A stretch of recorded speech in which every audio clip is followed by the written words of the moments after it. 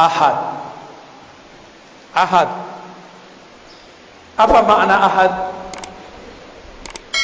Esa, tunggal. Bukan satu. Satu itu masih bisa dibilang. Tunggal tiada duanya. Esa tiada keduanya. Kalau satu masih ada dua. Ini perbedaan angka satu dengan esa. Wahid dengan ahad berbeda. Ahad itu adalah kesendirian Allah dengan zatnya. Bisa diulangi. Ahad itu kesendirian Allah dengan zatnya. Tiada bersamanya kecuali Dia semata-mata. Tiada insan, tiada ar-razi, tiada masjid ini, tiada kecuali hanya Dia. Maka disebutlah ahad itu namanya yang qadim. Nama apa? Qadim adalah masa sebelum adanya suatu masa azali. Alam kita sekarang disebut dengan alam nyata, alam ciptaan. Masa ciptaan, ini dia. Sebelum alam ini ada namanya azali. Sebelum azali ada namanya qadim. Jadi tahu beda qadim dengan azali? Karena beberapa ustadz di pesantren pun bingung apa beda qadim dan azali.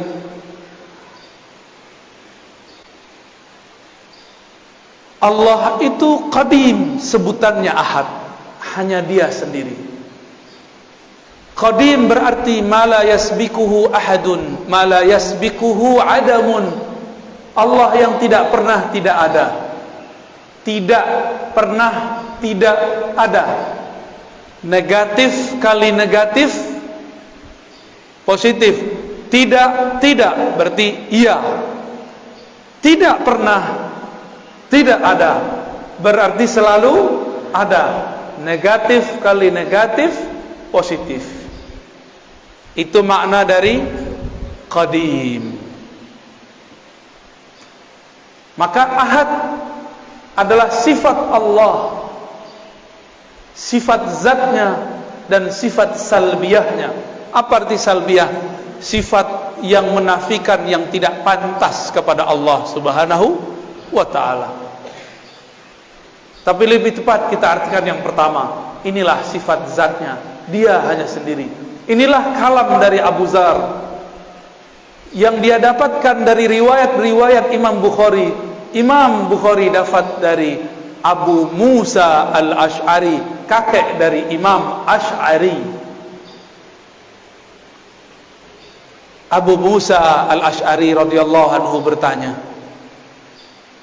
"Wahai Rasulullah, kaifa kana Rabbuna?" Bagaimanakah sebenarnya hakikat Tuhan kita? Jadi memang wajar Imam Ash'ari kemudian jadi imam ahli akidah karena kakeknya dulu bertanya akidah. Jadi genetik DNA itu memang suatu hal yang sangat normal. Jangan-jangan Bapak Ibu ini jadi orang soleh sekarang karena doa orang terdahulu. Jangan sok soleh dulu. Jangan-jangan ini berkah dari mereka. Alhamdulillah. Doakan mereka. Maka kita selalu mengatakan Allahumma ighfir lana wa li abaina wa ummahatina. Ya Allah, ampunkan kami dan kakek-kakek kami, orang tua kami, nenek-nenek kami, ibu-ibu kami. Siapa tahu berkah doa mereka kita bisa bangun subuh pagi ini. Alhamdulillahi rabbil alamin. Abu Musa bertanya, mengagetkan tentunya. Tapi bagi Rasulullah girang. Kenapa? Ada sahabatnya yang bertanya yang canggih. Nabi jawab, kana Allah wa la syai'a ma'ah. Itulah makna ahad. Kana Allah, Allah ada. Kana itu bentuk lain daripada kana kainan, kana maujudan. Dia ada. Disitulah muncul kata wujud, ada dalam hadis tapi tersirat. Yang mengerti ahli akidah, orang cuma ngerti bahasa Arab tidak faham. Maka ada orang mengatakan tidak ada wujud dalam Al-Quran. Betul, tapi secara makna ada.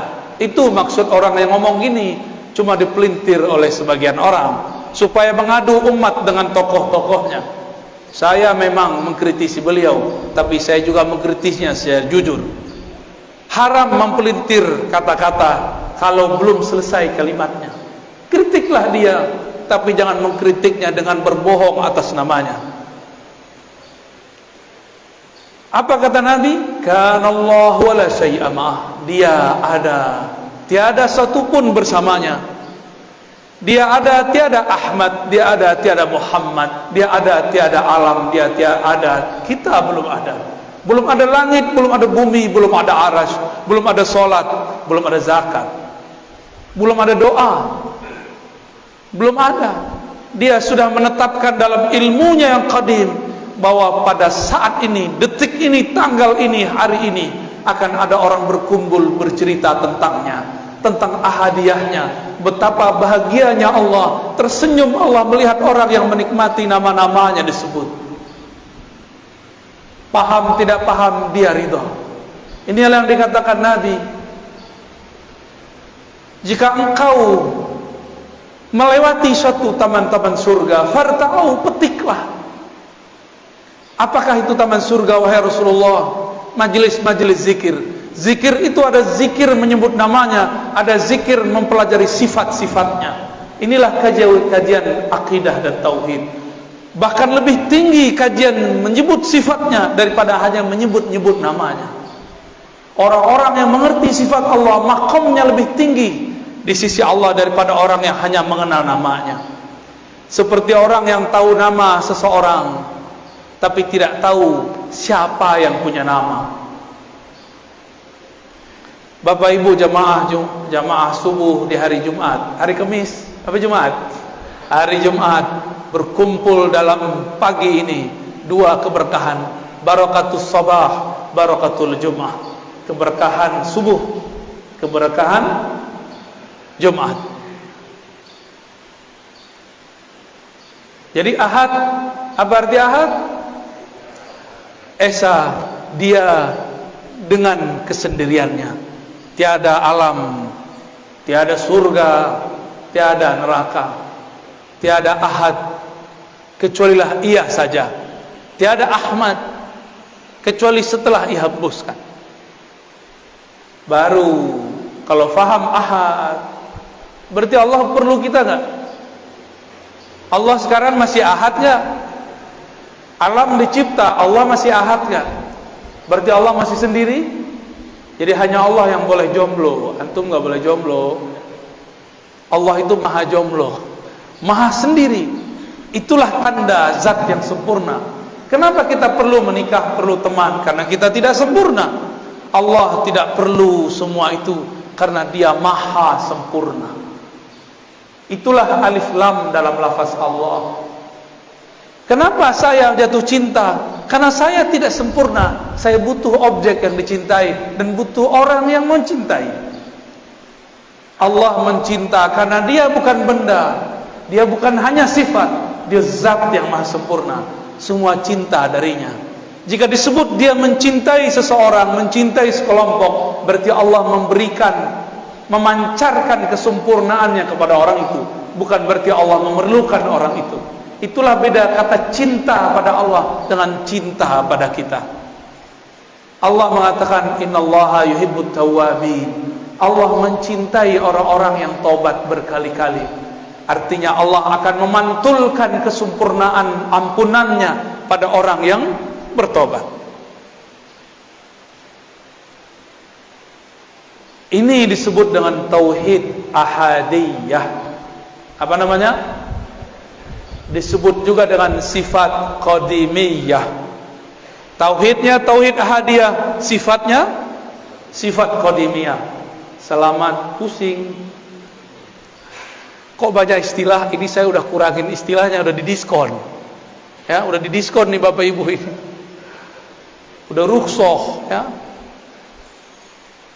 Yaudahlah kalau nggak hafal istilah, cukup katakan ahad, hanya dia. Itulah yang kita baca ba'da salat. La ilaha illallah wahdahu la syarikalah. Lahul mulku wa lahul hamdu yuhyi wa yumiit.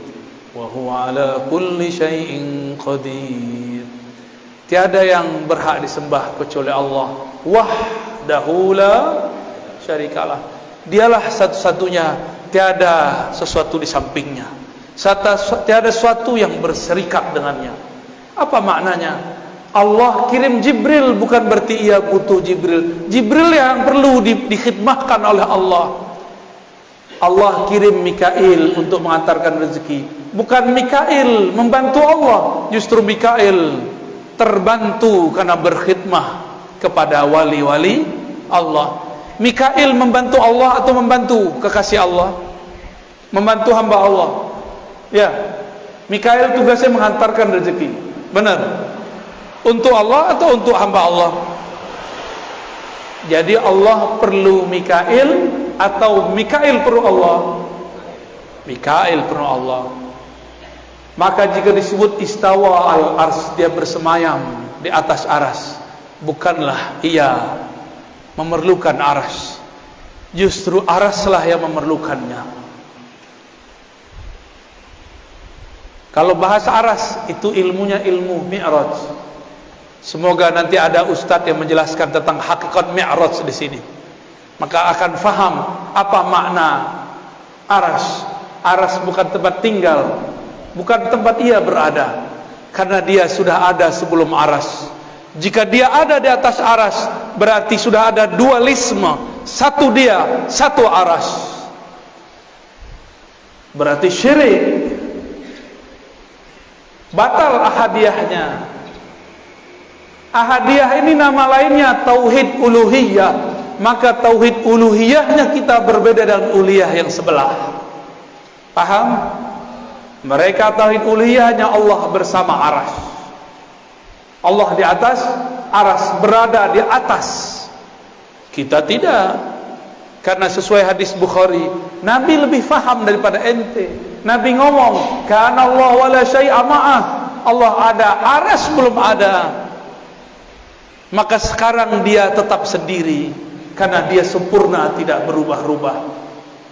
Apa ciri-ciri sesuatu yang sempurna? Dia tidak berubah. Apa ciri-ciri sesuatu yang akan sirna? Dia berubah. Bapak dulu lahir udah ada uban, Pak? Belum, Pak ya? Maaf Pak ya, aneh tanya Pak ya. Lahir udah ada uban belum? Belum. Sekarang ada uban. Berubah gak? Dulu lahir segede ini gak? Sebesar ini gak? Lahir sebesar ini, rojol, emaknya langsung mati. Kenapa? Anaknya lebih gede dari emaknya. Mungkin pecah perut emaknya kali ya.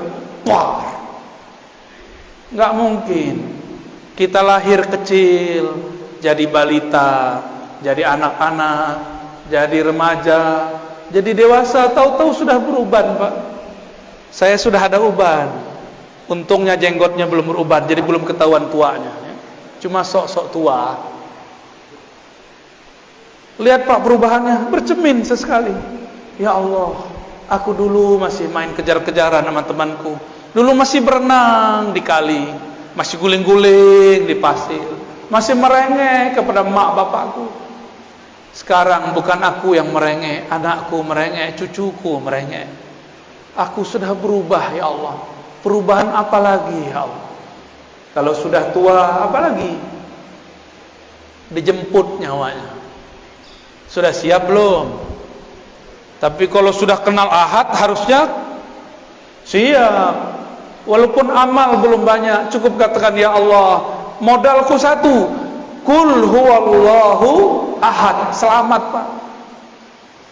Jadi nanti kalau mau bangun tidur, bangun dari alam kubur, katakan huwallahu ahad, huwallahu ahad. Malaikat bingung mau hisab.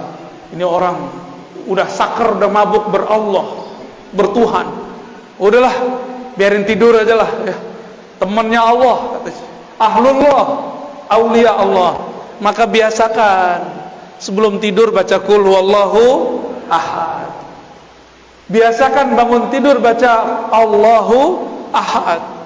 Biar bangun tidur itu, kalau bangunnya nanti bukan di bumi ini, tapi bangunnya di alam barzakh, malaikat penunggu di alam barzakh hormat kepada kita. Wow, ada panglima, ada jenderal wali-wali Allah masuk ke tempat kita. Ayo kita sambut. Mau tidur wajib baca kul. bangun baca Allah Ahad, baru baca doa. Ya. Bapak nggak percaya, nanti protes kalau udah meninggal ya. Gimana cara protesnya? Bisa Pak, datangin saya lewat mimpi. Kalau diizinin, biasanya nggak diizinin Pak. Cukup kata malaikat. Malaikat mau nanya, man rabbuka? Kita udah bilang Allah Ahad. Bingung malaikat mau nanya, ilmunya lebih tinggi dariku, kata malaikat. Mungkar Nakir itu tugasnya cuma mengatakan man rabbuk, man nabiyuk, siapa Rabbmu, siapa nabimu. Dua aja tugasnya. Tapi sebelum itu lamanya bukan main. Antara dia dimatikan dan dia dikuburkan, dari dikuburkan sampai ditanya man rabbuka, lamanya bukan main. Gak bisa langsung ketemu Allah Pak. Enak amat langsung ketemu Allah. Kalau gitu saya mau mati langsung aja ya.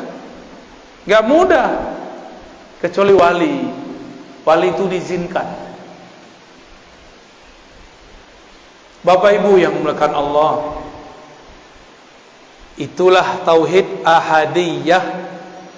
Tauhid apa? Gampang ya. Dalam ahadiyah terhimpun sifat zatiyah, nafsiyah, dan sifat salbiyah.